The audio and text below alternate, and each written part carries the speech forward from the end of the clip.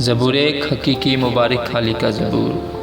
مبارک ہے وہ آدمی جو شریروں کی صلاح پر نہیں چلتا اور خطا کاروں کی راہ میں کھڑا نہیں ہوتا اور ٹھٹا بازوں کی مجلس میں نہیں بیٹھتا، بلکہ خداوند کی شریعت میں اس کی خوشنودی ہے اور اسی کی شریعت پر دن رات اس کا دھیان رہتا ہے۔